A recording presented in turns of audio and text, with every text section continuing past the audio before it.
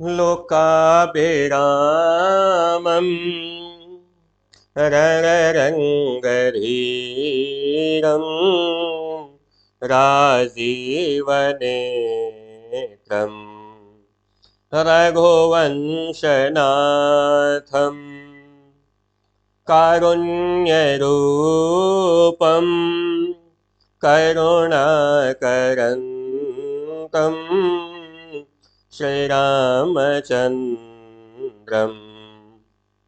शरणं प्रपद्ये कर्पूरगौरं करुणावतारं संसारसारं भुजगेन्द्रहारं सदा वसन्तं हृदयारविन्दे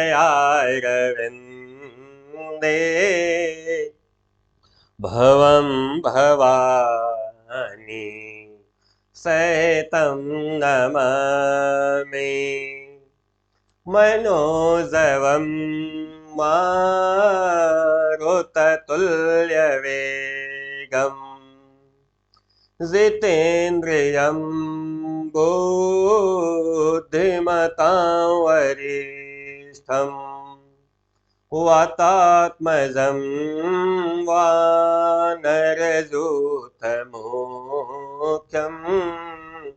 श्रीरामदूतं शरणं प्रपद्ये मंगलभवन अमंगलहारी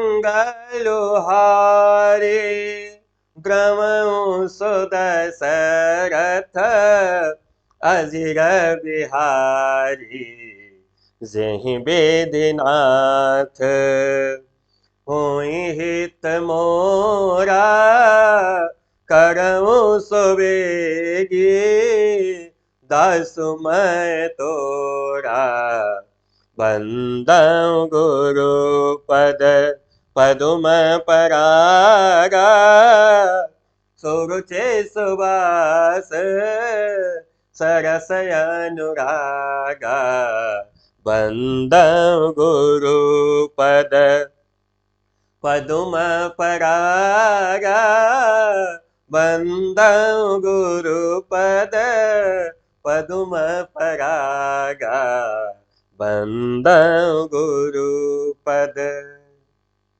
श्री गुरुदेव भगवान के पावन और कमलवत चरणों में सादर नमन वंदन। आदरणीय शिक्षक एवं अभिभावक बंधु, आप सभी के प्रति साधिकार अभिवादन। और प्यारे बच्चों, आप सभी को ढेरों स्नेह, बहुत सारा प्यार। कैसे हैं सभी लोग? फटाफट जुड़ जाइए और अगर संभव हो तो इस सेशन को अपने फ्रेंड्स का शेयर कर लीजिए, क्योंकि बहुत ही इंपॉर्टेंट सेशन जाने वाला है। कल हम लोग सुभाषित रत्नानी पढ़ना शुरू किए थे, सत्य है ना? कल सुभाषित रत्नानी पढ़ना शुरू किए थे, पहले श्लोक से लेकर के 7वें श्लोक तक पहुंचे थे। 8वें से लेकर के 15वें तक आज जाना है। यही यात्रा है ना हम लोगों की? कहिए, यही यात्रा है ना? 8वें से लेकर 15वें तक आज चलना है। सुभाषित रत्नानी की क्या विशेषता? सुंदर वाणी ही रत्न है। सुभाषित रत्नानी, सुंदर वाणी रूपी रत्न, यह विशेषता है। इस पाठ को पढ़ने के बाद हम अपने आप को नियंत्रित कर सकते हैं कि आखिर हमें समाज में किस प्रकार की वाणी बोलनी चाहिए, समाज में किस प्रकार का आचरण करना चाहिए और हम किस प्रकार का आचरण कर रहे हैं। हमारे भोजपुरी में सुंदर वाणी के लिए बड़ा प्रसंग, विशेष प्रसंग है। उसको क्या बोलते हैं? मुंह में पान खियावेला और मुंह में पनही। पान का मतलब होता है पान खाने को मिलेगा, इज्जत बढ़ेगी, और पनही माने जूता खाने को मिलेगा, अर्थात राम राम। आपको पता है, मुंह अच्छा बोलेगा, पान खाने को मिलेगा, सम्मान प्राप्त होगा। मुंह अगर खराब बोला, जूता पड़ेगा, ध्यान रखिएगा। और आपको तो वैसे भी बता दूं, धरती पे 3 ही रत्न है। पृथिव्यां त्रीणि रत्नानि जलम अन्नम सुभाषितम। धरती पर 3 ही रत्न है, जल है, अन्न है और सुभाषित यानी सुंदर वाणी है। मूर्खैः पाषाण खंडेषु रत्न संज्ञा विधीयते। वे मूर्ख होते हैं जो पत्थर के टुकड़ों को रत्न की संज्ञा देते हैं। रत्न तीन ही है धरती पे, जल, अन्न और सुंदर वाणी। यदि यह तीन आपके जीवन में आ गए तो जीवन सफल हो जाएगा, और यदि इन तीनों में से एक भी अनुपस्थित है तो यह जीवन समाप्त मान के चलिएगा। इसलिए सुभाषित का बहुत बड़ा स्थान है हमारे जीवन में। सभी का स्वागत करता हूं, फटाफट जुड़ जाइए। और मैं कमेंट सेक्शन में भी आपके साथ हूं, और आपको पता है कि कैसे हूं। क्लास रिकॉर्डेड चल रही है, क्योंकि मैं वर्तमान में भूत भावन भगवान श्री कैलाशपति बाबा विश्वनाथ की शरण में हूं। अभी मैं वाराणसी से बोल रहा हूं, वर्तमान में मैं बनारस में ही हूं, अभी कल भी रहूंगा। स्थानीय मित्र चाहे तो मुलाकात कर सकते हैं, मैं भी वाराणसी में ही हूं, ठीक है। और कल भी अभी रहूंगा, कल शाम को यहां से मेरा निकलना होगा। तो मैंने कल भी वीडियो में बताया था कि मंगलवार बुधवार 2 दिन मैं वाराणसी में हूं, अगर स्थानीय मित्र चाहे तो मुलाकात हो सकती है। तो इस बात को मैं बताते हुए आगे बढ़ता हूं। सुभाषित जिस पर हम लोग चर्चा कर रहे थे, तो मैं रिकॉर्डेड क्लास दे रहा हूं ये, और कमेंट सेक्शन में हूं। अगर कोई अवसर तो आप कमेंट में देते रहिए, मैं देखता रहूंगा। ओके, हाँ, ये जरूर ध्यान रखिएगा कि रिवॉल्वर मेरी लोडेड है। रिवॉल्वर है, बिना रिवॉल्वर के नहीं हूं। कमेंट सेक्शन में अगर हूं तो रिवॉल्वर है और लोडेड है, इसलिए डिसिप्लिन अपना बना के रखिएगा। Okay, let's start. कल हम लोग कहां तक पहुंच गए थे? 7वें श्लोक तक। 8वें श्लोक से आगे बढ़ना। ये 8वां श्लोक। वेद्या विवादा यधनं मदाय शक्ति परेषां परिपीडनाय खलस्य साधो विपरीतमेत ज्ञानाय दानाय च रक्षणाय। विद्या विवाद के लिए होती है। राम राम राम राम, ये कौन कह दिया? विद्या विवाद के लिए होती है? हाँ? विद्या विवाद के लिए होती है, लिखा तो है विद्या विवादाय, विद्या विवाद के लिए। धनम मदाय, और धन अहंकार के लिए।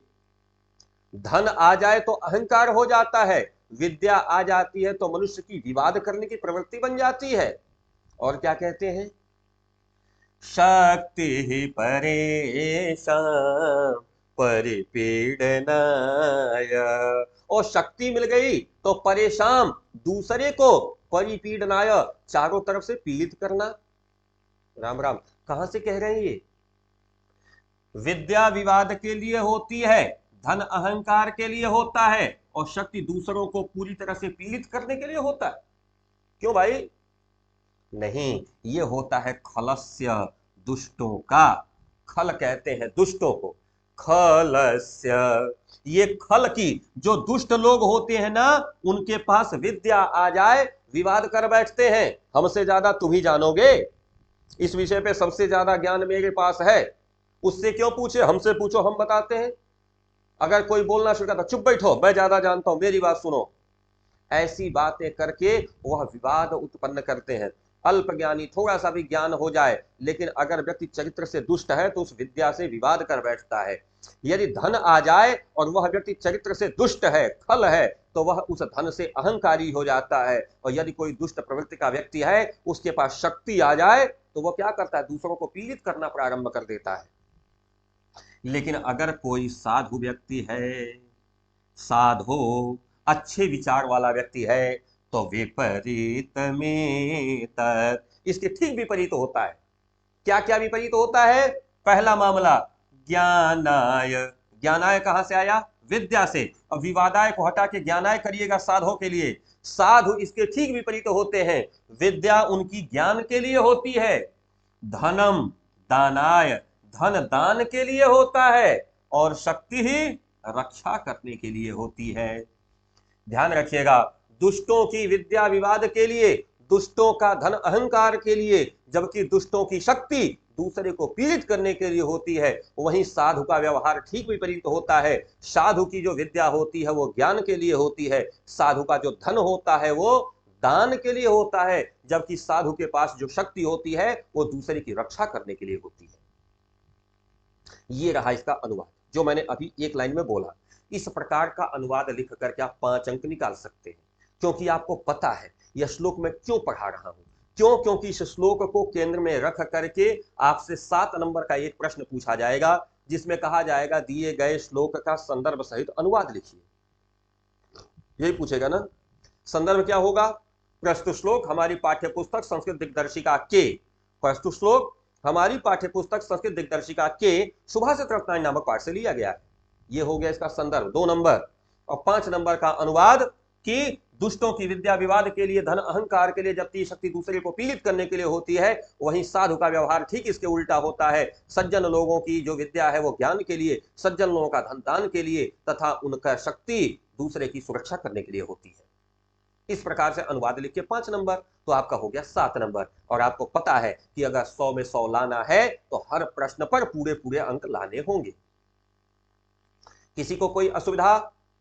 हाँ, एक चीज आपको और बताते चलें कि हम लोग अपना एक पेड बैच भी लेकर के चलते हैं, और आपको इसकी इंफॉर्मेशन होनी चाहिए। नीचे भी और ऊपर स्लाइडर चल रहा है, खासकर ध्यान दें, ऊपर एक स्लाइडर जा रहा है लक्ष्य बैच के नाम से। रविकांत मणि त्रिपाठी का अपना एप्लीकेशन है, गूगल प्ले स्टोर पर से आप उसको डाउनलोड कर सकते हैं। वहां पे हमारा जो पेड बैच है, देखिए मैं यूट्यूब पे पढ़ा रहा हूं, यूट्यूब पे पढ़ाना मैं नहीं छोड़ूंगा, लेकिन अगर आपको स्पेशल अटेंशन चाहिए तो आप पेड बैच में आ सकते हैं। और अभी उस पर नया बैच 18 सितंबर से शुरू हुआ है। हिंदी 400, इंग्लिश 400 तथा हिंदी और इंग्लिश दोनों 600 रुपए में उपलब्ध है। इसके अलावा हिंदी का कंप्लीट क्वेश्चन बैंक, जिससे पिछले वर्ष करीब 92 नंबर का लड़ा था, अभी भी हाफ ईयरली के बच्चे मिला रहे होंगे। जिन बच्चों ने पीडीएफ लिया है बेटा बताना, हाफ ईयरली में कम से कम 80 नंबर का तो लड़ा ही होगा। अगर इससे कम लड़ा हो तो बताना। यद्यप वो पीडीएफ बोर्ड परीक्षा को ध्यान में रख के बनाया गया है। 75 रुपए में हिंदी का पीडीएफ और 65 रुपए में इंग्लिश का पीडीएफ आपके पास उपलब्ध है। इनमें से कोई भी अपनी सुविधा अनुसार ले सकते हैं। लक्ष्य बैच जिन बच्चों ने लिया है वो ध्यान दे लें, जिन्होंने नहीं लिया है वो अभी ले लें, क्योंकि दिसंबर और जनवरी में फास्ट ट्रैक रिवीजन यानी हाई स्पीड रिवीजन बैच चलने वाला है, जो बोर्ड परीक्षा के लिए बहुत ज्यादा उपयोगी होगा। तो बेटा आप लोग फटाफट, जिन लोगों ने बैच नहीं लिया है, लेना चाहते हैं तो ले सकते हैं। केवल हिंदी 400, केवल इंग्लिश 400, जबकि दोनों 600 में उपलब्ध है। पीडीएफ अगर लेना चाहेंगे तो केवल हिंदी 75 रुपए में और केवल इंग्लिश 65 रुपए में हमारे इसी एप्लीकेशन पे उपलब्ध है, आप ले सकते हैं। और किस तरह की कोई इंक्वायरी करनी हो कमेंट बॉक्स, और नहीं तो फिर एप्लीकेशन में चैट बॉक्स। ठीक है, आइए अगले श्लोक पे चलते हैं। सहसा विदधेत न क्रियाम अविवेकः परम आपदाम पदम। क्या कहा? सहसा अचानक, विदधीत करना, न क्रियाम कार्य, अचानक कार्य नहीं करना, विदधीत मतलब कर डालना, सहसा मतलब अचानक, अचानक काम नहीं करना। ध्यान रखना, कोई काम अचानक नहीं करना। क्यों? अविवेकः, बिना सोचे समझे किया गया कार्य, परम आपदाम पदम, बहुत बड़ी आपदा का कारक होता है, बहुत बड़ी समस्या लाता है अपने साथ। ध्यानपूर्वक समझिएगा, बिना सोचे समझे, बिना विचार किए अचानक कोई कार्य नहीं करना, इतना सोचे समझे किया गया कार्य परम आपदा का कारक होता, बहुत बड़ी समस्या लेकर के आता है। क्या कहा? सहसा विदधीत न क्रियाम, एकाएक झटके से कोई कार्य नहीं कर लेना चाहिए। क्यों?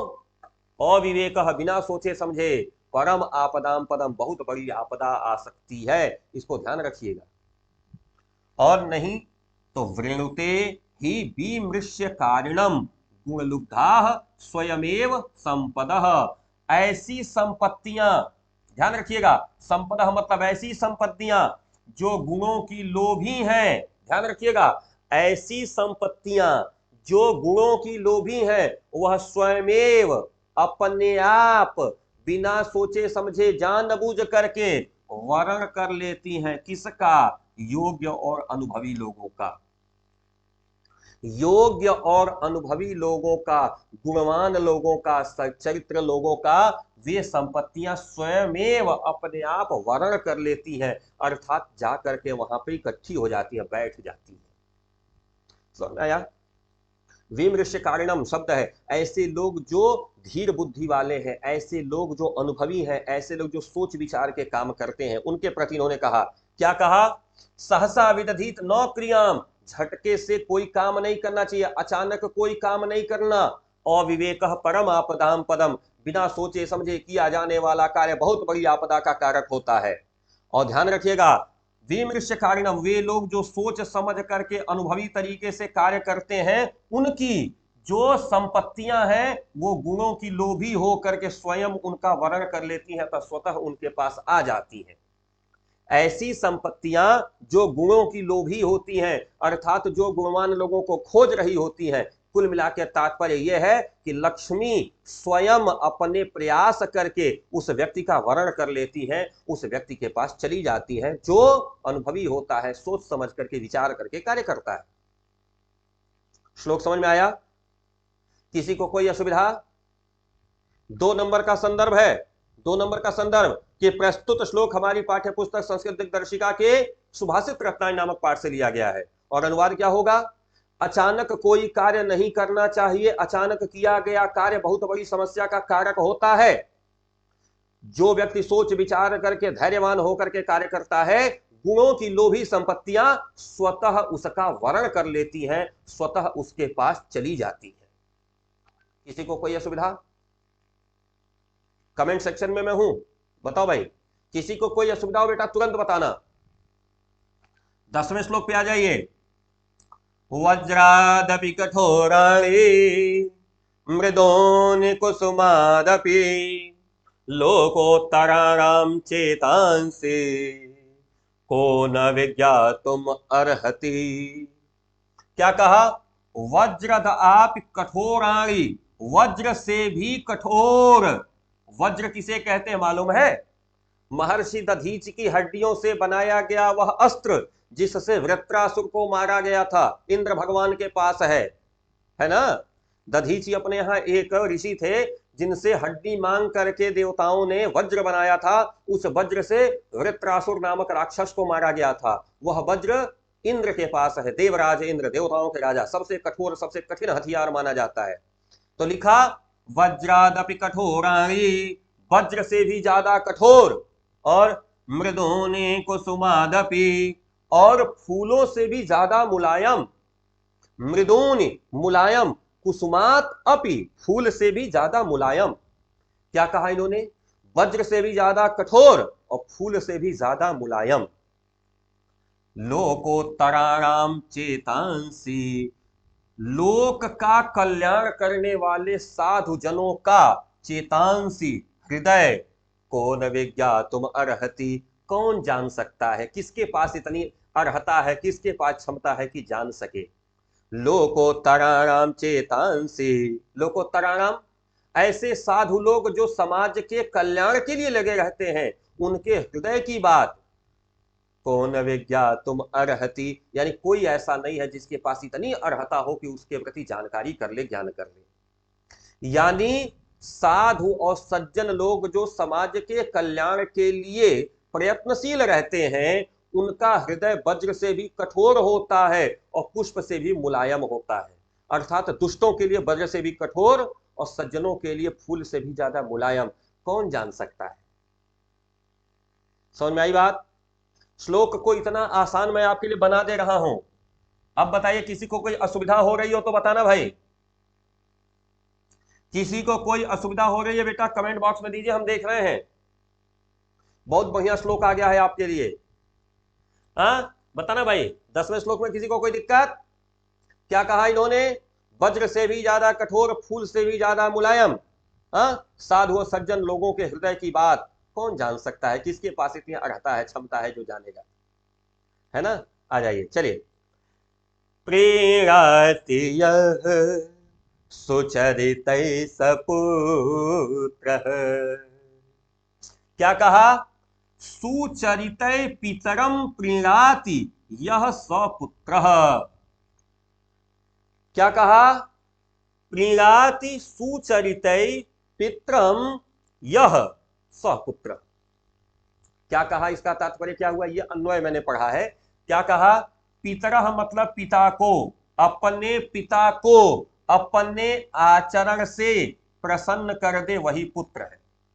धरती पे पुत्र की परिभाषा देख लीजिए कितनी कठिन आ गई। जो अपने आचरण से अपने पिता को प्रसन्न कर दे वही पुत्र है।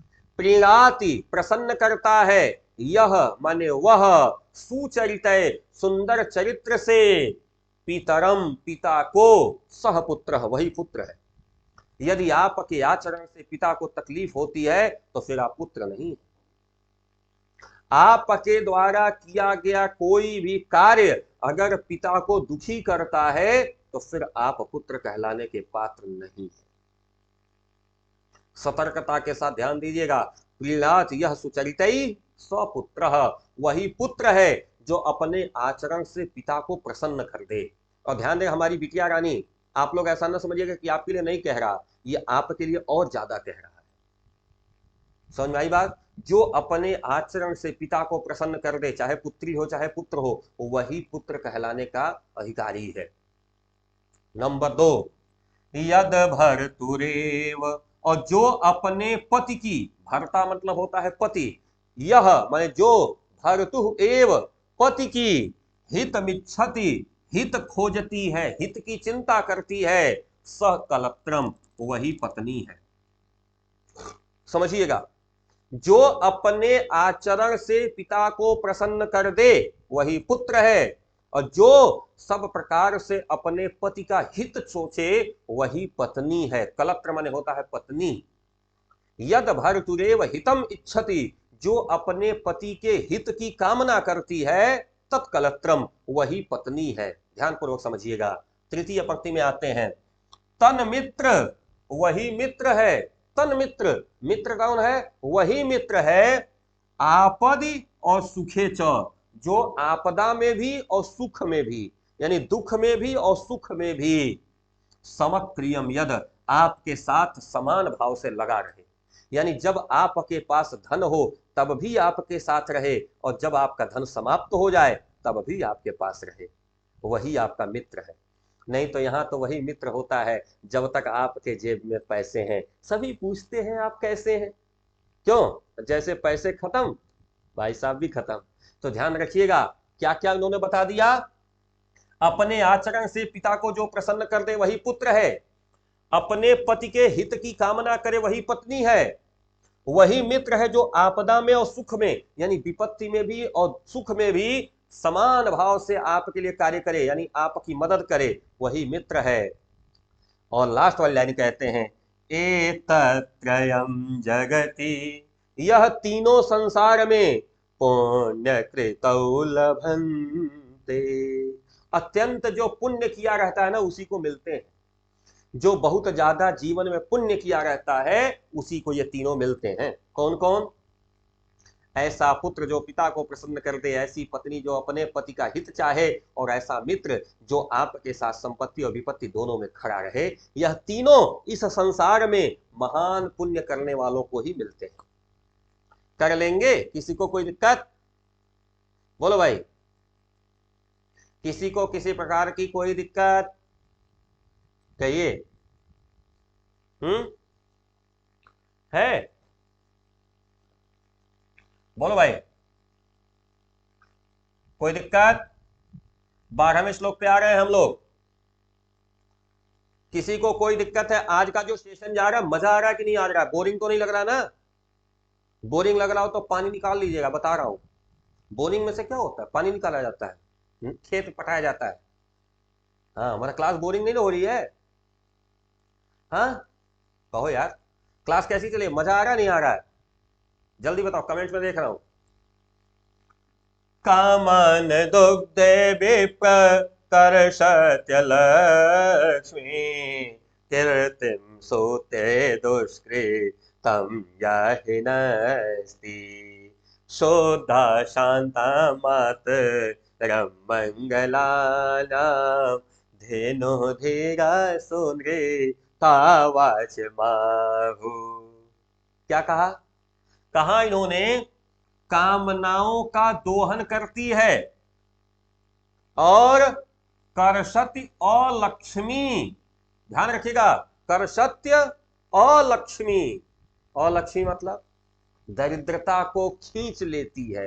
लक्ष्मी के पहले अ लगा लीजिए, विप्रकर्षत्य अलक्ष्मी शब्द है इसमें। क्या कहा?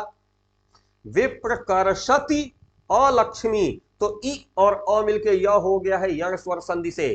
क्या कहा? कामान दुग्धे विप्रकर्षति अलक्ष्मी।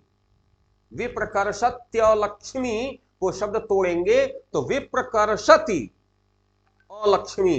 अलक्ष्मी का मतलब होता है दरिद्रता। लक्ष्मी का विपरीत बनाया है अलक्ष्मी। इस शब्द को पकड़िएगा, अर्थ यही निकलने में बड़ी समस्या पैदा होती है। क्या कहा? कामान दुग्धे, कामनाओं का दोहन करती है। आपके मन में फालतू की जो कामनाएं हैं उनको हटा देती है, खींच करके निकाल देती है। और तो और दरिद्रता का नाश कर देती है, कर्षण करती है। कर्षण मतलब खींच लेना। किसको? अलक्ष्मी। दरिद्रता को आपके पास से समाप्त कर देती है। कीर्तिम सूते, कीर्ति को धीरे धीरे करके बढ़ाती है। कीर्तिम सूते, कीर्ति यानी यश, प्रतिष्ठा, इज्जत को सूते धीरे धीरे बढ़ाती है। दुष्कृतम याहिनस्ते, और खराब विचारों को मार डालती है। खराब विचारों को, दुष्कृतम खराब विचार, गलत आदतें, उनको मार डालती है। अब ध्यान रखिएगा, ये दो लाइन तो पहले आपको अच्छे से समझ में आ जानी चाहिए कि कामनाओं का दोहन करती है, दरिद्रता को खींच करके निकाल देती है, यश कीर्ति प्रतिष्ठा को धीरे धीरे बढ़ाती है, और दुर्व्यवहार दुष्चरित्र यानी गलत आचरण जो आपके अंदर है उसको मार डालती है। अब इस दो लाइन को पकड़िएगा। धेनु माने होता है गाय।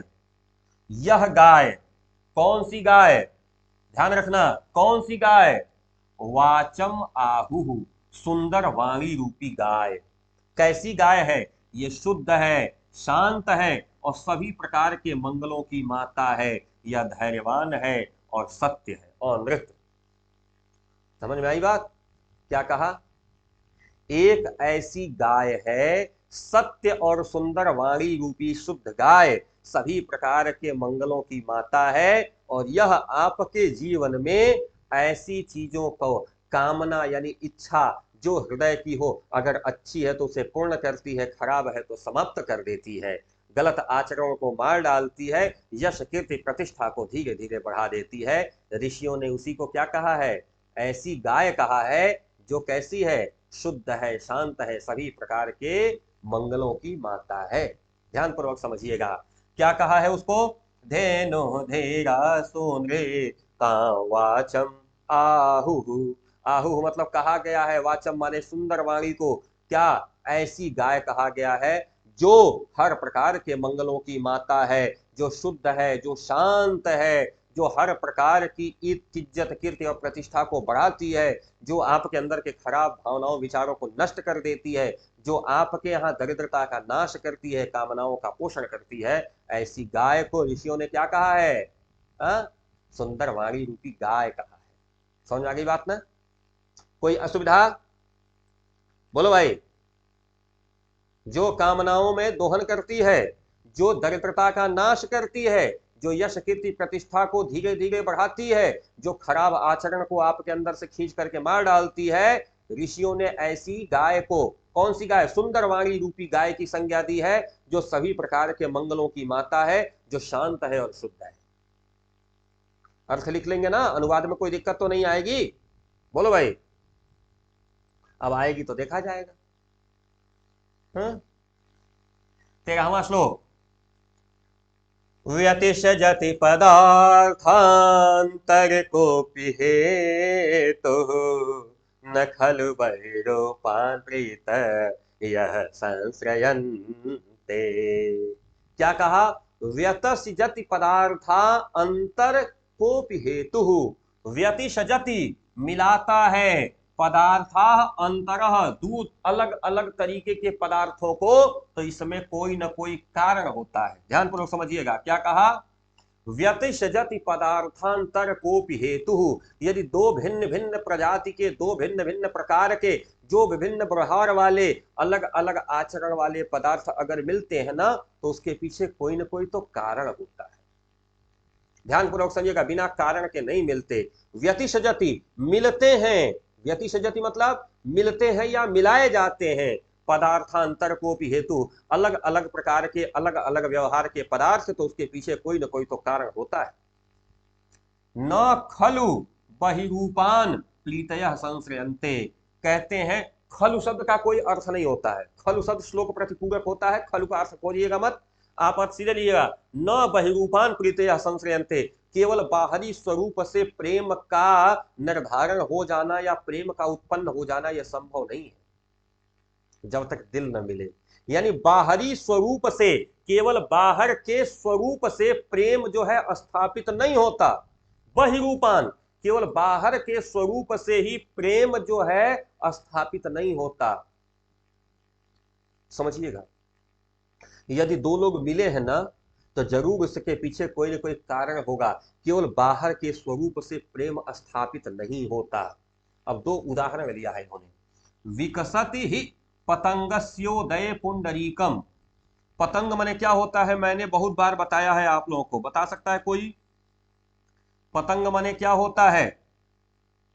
क्या होता है पतंग मतलब?